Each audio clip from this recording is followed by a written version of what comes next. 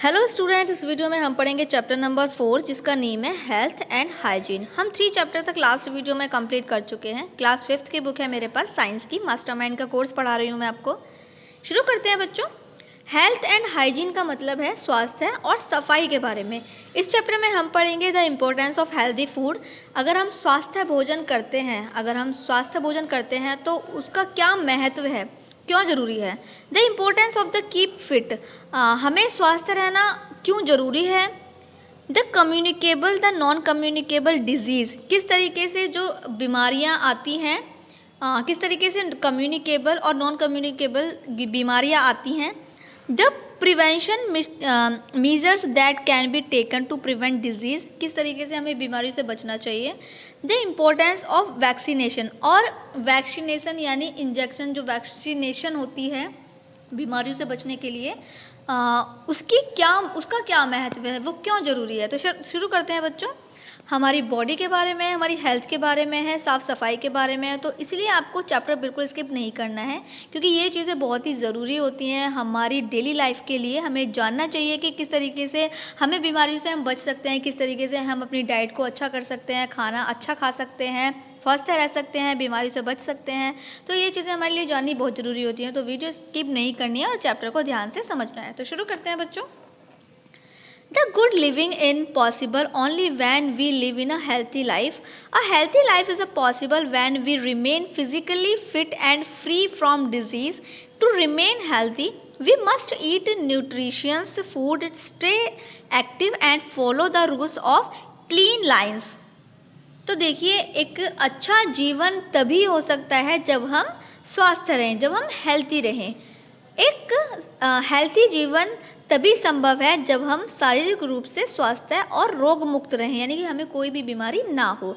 स्वस्थ रहने के लिए हमें स्वस्थ भोजन भी करना पड़ेगा, सक्रिय रहना पड़ेगा, यानी हमें एक्टिव रहना पड़ेगा, हमें काम करते रहना पड़ेगा और हमें साफ़ सफाइयों का भी ध्यान रखना पड़ेगा। यानी स्वस्थ रहने के लिए हमें खाना अच्छा खाना पड़ेगा, स्वस्थ भोजन खाना पड़ेगा, हमें काम करना पड़ेगा और हमें साफ़ सफाई भी रखनी पड़ेगी।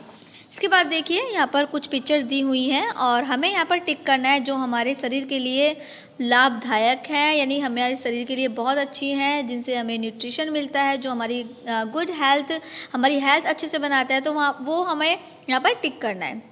इसके बाद देखिए, अब हम बात करेंगे फूड के बारे में। तो देखिए, यहाँ पर food is our basic need. Food हमारे लिए बहुत ज़रूरी है, खाना हमारे लिए बहुत ज़रूरी है। Food contains nutrients. The material is the food which help us to remain healthy and know as the nutrients. The food we eat contains 5 main components. They are carbohydrate, fats, protein, vitamins and minerals. Our body need all these components to remain healthy. देखिए, हमारा जो शरीर है वो स्वस्थ रहने के लिए उसको क्या क्या चाहिए, उसको ये सारी चीज़ें चाहिए। क्या क्या चाहिए? कार्बोहाइड्रेट चाहिए और फैट चाहिए, प्रोटीन चाहिए, विटामिन चाहिए, मिनरल चाहिए। तो ये सही मात्रा में हमारे खाने में होनी चाहिए, तभी हम हेल्थी रह सकते हैं। कार्बोहाइड्रेट हमारे शरीर के लिए क्यों ज़रूरी है? कार्बोहाइड्रेट प्रोवाइड, नंबर 1 पर carbohydrate provide energy for our body, क्योंकि कार्बोहाइड्रेट हमारी बॉडी को एनर्जी देता है। The rich source of carbohydrate and are bread, rice, wheat, sugar, fruit juice, potato, honey and corn. तो इनमें कार्बोहाइड्रेट पाया जाता है जिनको खाने से हमें एनर्जी मिलती है, जिससे हम काम कर पाते हैं। तो कार्बोहाइड्रेट हमारे लिए इसलिए ज़रूरी है। नेक्स्ट पेज पर fat, it also provide energy to the body. तो ये भी हमारे लिए, हमारी बॉडी में एनर्जी देता है। The extra carbohydrate consumed by the body get covered into fat which them stored in the body. Fat also provide structure to the cells. Meat, vegetable, oil, milk, butter, ghee, cheese, cream, dry fruits and are some source of the fat. Too much for result in the person becoming obese. This condition is harmful. Obesity can also cause heart disease and diabetes. तो देखिए, ये जो fat है ये भी हमें energy देता है और इसको संतुलन में लेने से हमारी बॉडी अच्छी बनी रहती है। लेकिन अगर हमने इसको ज़्यादा मात्रा में खाया, यानी कि अगर हमने बटर, ऑयल, घी, चीज़, क्रीम, ड्राई फ्रूट या चिकन अगर हमने ये ज़्यादा मात्रा में खाया तो फिर हमें ये बीमार भी कर सकता है। यानी सही मात्रा में फ़ैट लेने से, यानी सही मात्रा में मिल्क लेने से, ऑयल, घी, चीज़, क्रीम, ये सब सही मात्रा में खाने से हमारा शरीर अच्छा रहेगा। लेकिन वहीं अगर ज़्यादा हो गया तो ये चीज़ें अगर ज़्यादा हो गई तो फिर हमारी बॉडी को ये हार्म देगा, जिससे हमारे डायबिटीज़ हो सकता है और हार्ट की बीमारियाँ भी हो सकती हैं। इसके बाद है 3 पर protein. It help the body to grow and the repair of the cells. तो जो प्रोटीन है वो हमारे शरीर को बढ़ाता है, यानी ग्रो करता है, हमारे शरीर को अंदर से मजबूत करता है और सेल्स जो सेल्स होते हैं उसको रिपेयर भी करता है। Most of the protein are found in the animal products like chicken. तो देखिए जो प्रोटीन है वो किस में पाया जाता है, वो चिकन में पाया जाता है, फिश में, एग में, मिल्क में, चीज़ में, तो इनमें प्रोटीन्स पाया जाता है। और कुछ प्लांट्स में भी प्रोटीन पाया जाता है, जैसे कि दाल, सोयाबीन, मटर, बीन्स, इनमें भी प्रोटीन्स पाया जाता है। इसके बाद है vitamins. These are required by the body is very small amounts. तो हमारी बॉडी को विटामिन्स की जो ज़रूरत होती है वो कम मात्रा में होती है। Vitamins protect our body from disease. जो हमारी बॉडी है, ये जो विटामिन्स होते हैं ये हमारी बॉडी को बीमारियों से बचाते हैं और हमारी बॉडी को हेल्दी और स्ट्रांग बनाते हैं। They are 13 vitamins need. हमारी बॉडी को 13 विटामिन्स की ज़रूरत होती है और ये हमें किससे मिलता है? फ्रूट से, ग्रीन वेजिटेबल, हरी हरी सब्जियों से, अंडे से। Flesh are some source of vitamins. Less और more of any particular vitamins many lead of disease. बहुत कम खाने से और या फिर बहुत ज़्यादा खाने से हमें बीमारियों का सामना करना पड़ सकता है। अगले पेज पर आ जाइए। Minerals. Just like vitamins, mineral help in the keeping our body. जिस तरीके से हमारे विटामिन, मिनरल और ये हमारे शरीर को हेल्दी रखते हैं, उसी तरीके से मिनरल्स भी हमारी बॉडी को क्या करते हैं? स्ट्रेंथ देते हैं, हमारी बोन्स को, हमारी हड्डियों को मजबूत बनाते हैं और उन्हें हेल्दी रखते हैं और उनकी ग्रोथ करते हैं। Replacement the repair process of iron, calcium. जो मिनरल्स हैं जैसे कि iron, calcium, iodine and phosphorus are some important minerals. ये हमारे बॉडी में ज़रूरी मिनरल्स हैं, जैसे कैल्शियम, आयोडीन, फास्फोरस। ये हमारे शरीर के लिए बहुत ही ज़रूरी मिनरल्स हैं, जो कि किस में पाए जाते हैं? जो पाए जाते हैं एग में, मीट में, मिल्क में, बटर में, ग्रीन वेजिटेबल में, फ्रूट में, दाल में। ये इनमें ज़्यादा मात्रा में मिनरल्स पाए जाते हैं। इसके बाद है 6 वाटर एंड रफेज। तो देखिए यहाँ पर these are important components of food. तो ये जो पानी है, रफेज है, ये हमारे शरीर के लिए बहुत बहुत ज़रूरी है। अबाउट 2/3 ऑफ आवर बॉडी, कम से कम 2/3 कम से कम हमारे शरीर का तिहाई, we can not imagine life without water. हम बिना पानी के अपनी लाइफ को इमेजिन भी नहीं कर सकते हैं, क्योंकि हमारा 2/3 भाग क्या है? वो हमारी पानी है, हमारी बॉडी में पानी है। Water is good solvent of our minerals and vitamin. Roughage help. Roughage होता है ये जब हम पानी पीते हैं तो जो रफेज होता है वो हमारी बॉडी से जितना भी वेस्टेज होता है वो बाहर निकाल देता है। We should drink plenty water. हमें जो है शुद्ध पानी, यानी साफ़ सुथरा पानी पीना चाहिए। और सफ contains roughage in our diet. Okay, उसके बाद है बैलेंस डाइट। अब समझेंगे हम बैलेंस डाइट के बारे में। Our body needs all components of food in acquired amount of the proper growth of functioning of our body. तो देखिए बैलेंस डाइट क्या होती है? जो हम सही मात्रा में सभी मिनरल्स को, विटामिन्स को और कार्बोहाइड्रेट, जो जो अभी चीज़ें बताई गई हैं, वो हम अगर सही मात्रा में अपने खाने के साथ में लेते हैं तो इसको बैलेंस डाइट कहते हैं। A diet that contains. Okay, तो different age group need different type of food. देखिए अलग अलग एज में अलग अलग डाइट होती है। Small children and growing adult need more of protein. जो छोटे बच्चे होते हैं या फिर एडल्ट होते हैं जो कि अभी बड़े हो रहे हैं, उनको ज़्यादा प्रोटीन की, विटामिन की, मिनरल्स की ज़रूरत होती है।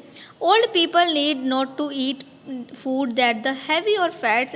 जो ओल्ड पीपल, जो यानी जो बूढ़े लोग होते हैं, उनको बहुत ज़्यादा हैवी खाने की ज़रूरत नहीं होती है। हैवी फैट की मतलब बहुत ज़्यादा फैट की ज़रूरत नहीं होती है।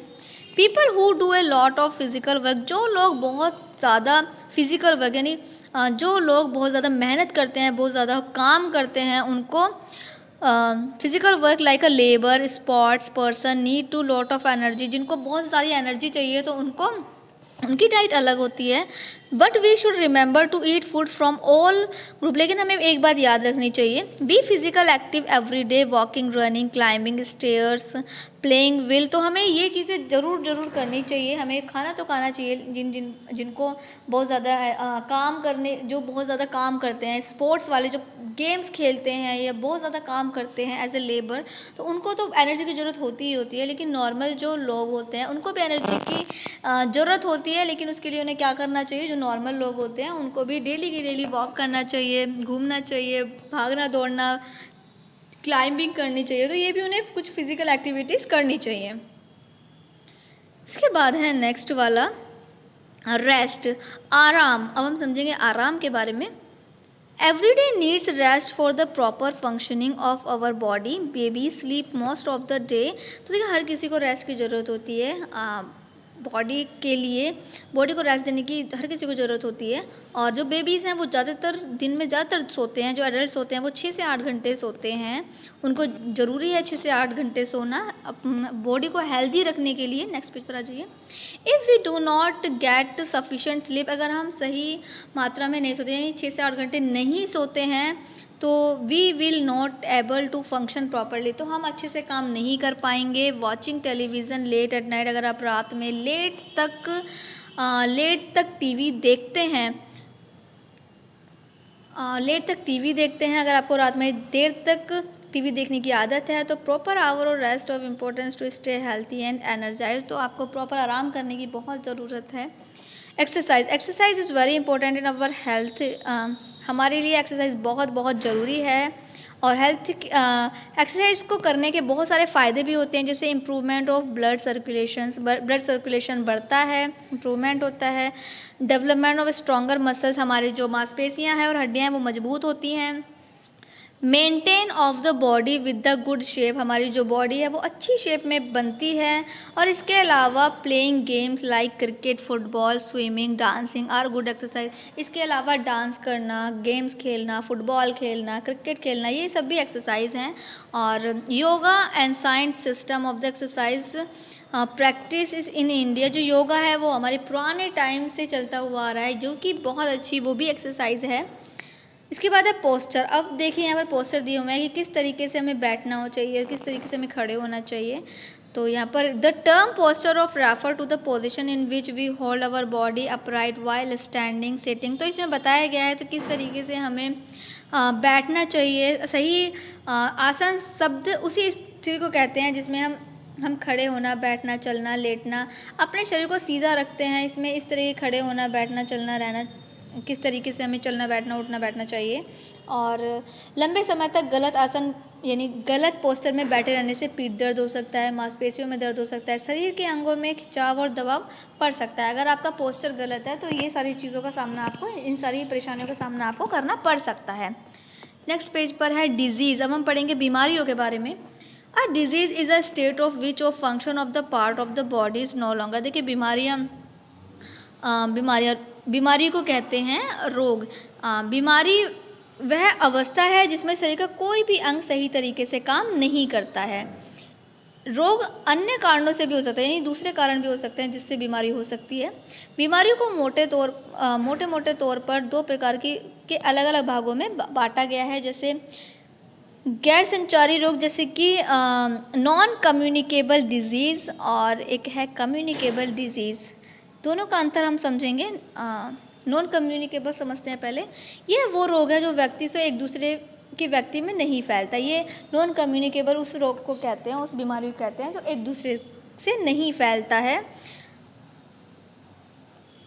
जैसे कि आहार में किसी विशेष घटक की कमी। ये रोग क्यों होता है? अगर आपने सही डाइट नहीं ली है, सही खाना नहीं खाया है, उसमें सही मात्रा में आपने खाना नहीं खाया है, तो इससे भी वो रोग हो जाता है।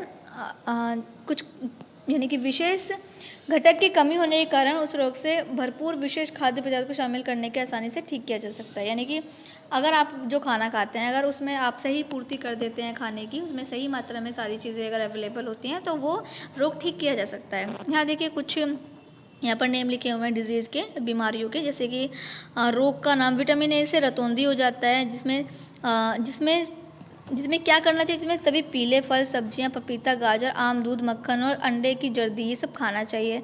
विटामिन बी से बैरी रोग हो जाता है, जिसमें दूध, मटन, अनाज, अंडे, मांस और हरी सब्जियां खानी चाहिए। विटामिन डी से सूखा रोग हो जाता है, जिसमें दूध और दूध से बने सामान खाने चाहिए। विटामिन सी से क्या हो जाता है, स्कर्वी हो जाता है, जिसमें सभी खट्टे फल, आंवला, संतरा, नींबू और टमाटर खाने चाहिए। ओके, तो आयोडीन की कमी से विटामिन डी से आयोडीन की कमी से रोग हो जाता है, जिसमें आयोडीन नमक खाना चाहिए। और आयरन की कमी से एनीमिया रोग हो जाता है, जिसमें पालक, सेब, गुआवा यानी ये सब्जियां और फल खाने चाहिए। इसके बाद है some non communicable disease are present on birth. कुछ ऐसी ये बीमारियां होती हैं जो कि जन्म से ही होती हैं, but most of them depend upon one's lifestyle. For example, deficiency of iodine is the diet may cause be disease called goitre. On the other hand, exercise intake of food of lack size may cause obesity. तो देखिए कुछ बीमारियाँ ऐसी होती हैं जो कि जन्म से ही होती हैं। इसके बाद है कम्युनिकेबल डिजीज़। अब ये वो बीमारियाँ हैं जो कि फैलती हैं, जो एक दूसरे से फैलती हैं। डिजीज़ कौन सी है, जो एक दूसरे के माध्यम यानी एक दूसरे के आसपास रहने से फैलती हैं, जैसे कि वायरस, बैक्टीरिया, प्रोटोजोआ, कवक की। तो ये वो रोग हैं जो एक दूसरे के उससे फैलते हैं, जैसे खसरा, टाइफाइड, हैज़ा, मलेरिया, एड्स, रेबीज, कंठमाला या चिकन पॉक्स, हेपेटाइटिस, डिप्थीरिया। कुछ ऐसे रोग हैं जो कि एक दूसरे के आसपास आने से फैलते हैं। जो खसरा होती है, खसरा जैसी बीमारियां बहुत छोटे जीवों जिसे कीटाणु कहते हैं, ये फैलती है। जब कोई संक्रमित व्यक्ति खांसता है या छींकता है तो वो कीटाणु हवा में फैल जाते हैं और स्वस्थ व्यक्ति को भी संक्रमित कर सकते हैं। तो जो अफेक्टेड व्यक्ति होता है वो रुमाल, कपड़े आदि को अपने पास यानी रुमाल को वो पास में लेके बैठे, जिससे कि उसको खांसी आए तो वो अपने मुंह पर लगाकर खांस सके, जिससे कि दूसरों को ये बीमारी ना हो। मक्खियाँ जैसे कीड़े खाने की चीज़ों पर बैठकर रोग पैदा करने वाले कीटाणु ये कैसे फैलते हैं। मक्खियाँ जैसे कीड़े खाने की जो मक्खियाँ होती हैं वो पहले गंदी चीज़ों पर बैठेंगी, कीटाणुओं पर बैठेंगे, फिर हमारे खाने पर बैठ जाएंगे। तो इससे जो है रोग फैलता है। ये कीटाणु युक्त भोजन और पानी टाइफाइड, हैजा जैसी बीमारियों को पैदा करते हैं। नेक्स्ट पेज पर आ जाइए। Page number 34। तो ये जो जीव होते हैं ये रोग फैला सकते हैं, और उदाहरण के लिए जैसे मच्छर, मलेरिया, डेंगू, एलिफेंटियासिस का ये सब क्या हैं, ये सब बीमारियां फैलाते हैं। हमें याद रखना चाहिए कि हम अपने आसपास की सफाई रखकर सभी संक्रमण बीमारियों से बच सकें। इसमें मक्खियाँ और मच्छरों का प्रजनन रुकता है, क्योंकि मक्खियाँ और मच्छर अगर बहुत ज़्यादा होंगे तो इससे बीमारियाँ फैलेंगी, क्योंकि वही मक्खियाँ मच्छर जो है कीटाणुओं पर बैठेंगे और उसके बाद हमारे खाने पर बैठ जाएंगे, और जिसको खाने को खाकर हम बीमार हो जाएंगे। अब देखिए यहाँ पर कुछ रोग हैं, और जैसे जो कम्युनिकेबल डिजीज़ है वो ये है कि ये एक दूसरे के व्यक्ति में फैल सकते हैं, ये रोगाणुओं द्वारा फैलते हैं। और जो नॉन कम्युनिकेबल डिजीज़ हैं वो एक दूसरे से नहीं फैलते हैं और ये कीटाणुओं द्वारा नहीं फैलते हैं। अब देखिए इनका बचाव कैसे हो सकता है। इनका बचाव रखने के लिए और इनकी रोकथाम करने के लिए क्या होगा, वैक्सीनेशन कराना पड़ता है, टीके लगवाने पड़ते हैं, इंजेक्शन्स लगवाने पड़ते हैं। टीकाकरण के जरिए कई बीमारियों से बचाव संभव है। जैसे टीकाकरण किसी विशेष बीमारियों से बचाव के लिए वैक्सीन नामक विशेष पदार्थ का उपयोग है। ज़्यादातर टीके बच्चों को बहुत ही छोटी उम्र में दिए जाते हैं। अब देखिए हम पढ़ेंगे साफ़ सफाई के बारे में। अब देखिए साफ़ सफाई यानी कि हाइजीन, स्वच्छता को उन प्रथाओं के रूप में परिभाषित किया जा सकता है जो स्वच्छता और अच्छे स्वास्थ्य को सुनिश्चित करने में मदद करती है। गंदा इन्वायरमेंट में कीटाणु पनपते हैं। अगर हमारे आसपास की जगह गंदी है तो वहाँ पर डिजीज़ ज़्यादा फैलेंगी, कीटाणु ज़्यादा पनप जाएंगे, ज़्यादा पैदा होंगे। इसीलिए अगर हम अपने आसपास की बीमारियों को रोकना चाहते हैं तो हम अपने आसपास की जगह को साफ़ सुथरा रखना पड़ेगा। अच्छी स्वच्छता बीमारियों को रोकने में मदद करती है। जो अच्छी स्वच्छता यानी अगर आपकी जगह साफ़ सुथरी है, जहाँ पर आप रह रहे हैं, तो आप बीमार नहीं होंगे, कम बीमार होंगे। साफ सुथरा रखना होगा, यानी उचित स्वच्छता बनाए रखने के लिए कुछ कदम निम्नलिखित हैं। यानी अगर हमें साफ़ सुथरा रखना है तो हमें कुछ ऐसे कदम भी उठाने चाहिए, जैसे हमें अपने दांतों की सफाई डेली करनी चाहिए, दांतों की देखभाल रखनी चाहिए, हमें रोज़ डेली नहाना चाहिए, हमें ये भी याद रखना चाहिए कि हर बार भोजन पहले से बाद में तथा शौचालय जाने के बाद साबुन और पानी से हाथ धोना चाहिए। हमें जब भी हम अपना खाना खाएं तो उससे पहले हाथ धोएं और बाद में भी हाथ धोएं, तो हाथ धोकर खाना खाना चाहिए। हमें अपनी आँखों और कानों से उचित देखभाल रखनी चाहिए, हमें बालों की उचित देखभाल रखनी चाहिए, अपने नाखूनों को छोटा रखना चाहिए, अपने आसपास की जगह को साफ रखना चाहिए। और सिर्फ हमारा घर ही नहीं, हमारा जो स्कूल और आस पड़ोस भी हैं उनको भी साफ रखना चाहिए। कचरा खुले में नहीं फेंकना चाहिए, डस्टबिन में ही डालना चाहिए। खुला कचरा मक्खियाँ और अन्य और अलग रोगों को पैदा करता है, जिससे ये जो जीव होते हैं वो मक्खी मच्छर पनपते हैं, बड़े होते हैं, उनसे पैदा होते हैं। पुराने टायर, बाल्टियों, ड्रमों आदि में पानी इकट्ठा नहीं होने देना चाहिए, क्योंकि यहाँ से मच्छर पनप जाते हैं जो कि बीमारियाँ फैलाते हैं। तो इस तरीके से हम बीमारियों से बच सकते हैं, इस तरीके से हम साफ़ सफाई रख सकते हैं और रोग से बच सकते हैं, बीमारियों से बच सकते हैं। तो ये सारी चीज़ें हमें ध्यान में रखनी चाहिए। आई होप आपने काफ़ी कुछ सीखा है इसमें। तो अब से आपको क्या करना है, साफ़ सफाई रखनी है, अच्छी डाइट लेनी है, अच्छा खाना खाना है, फास्ट फूड नहीं खाना है, बाहर का तला भुना नहीं खाना है, फल खाने हैं, सब्जी खाने हैं, दूध पीना है। तो ये सारी चीज़ें आपको करनी है और साफ़ सफाई का खास ध्यान रखना है।